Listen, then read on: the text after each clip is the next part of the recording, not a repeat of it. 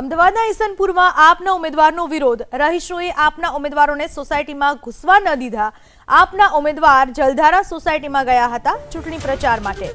આપના ઉમેદવાર વિજય મારોએ સોસાયટીના ચેરમેન પર લગાવ્યા આરોપ. સોસાયટીના ચેરમેન હિરેન દેસાઈએ ધમકી આપ્યાનો આરોપ.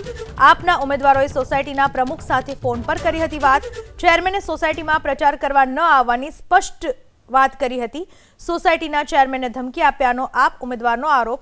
આપના ઉમેદવારો પહોંચતા સોસાયટીના ચેરમેને બોલાવી હતી પોલીસ. નારોલ પોલીસ આપના ઉમેદવારને લઈને પોલીસ સ્ટેશન પહોંચી. સમગ્ર ઘટનાનો વિડીયો સોશિયલ મીડિયામાં વાયરલ. આવી રીતે તમે સોસાયટીમાં કોઈ ના પાડી શકો ભાઈ.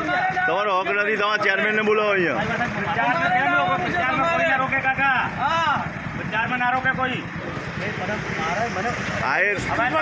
શીખવા આ તો બસ તો ભાઈ તમારા લોકોનો. હા તો ચેરમેનને ફોન કરો. તમારો ચેરમેન કેમ ભાજપની આખી સોસાયટી ખરીદી લીધી છે? આ ચેરમેન હિરણભાઈ દેસાઈને ફોન કરો તમ તારે. હા અરે દરેક પક્ષનો અધિકાર છે ભાઈ.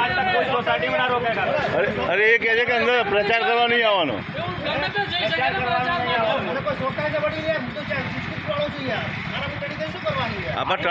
તમે ટર્નિંગ કરીને હાથ પકડીને ના પડો.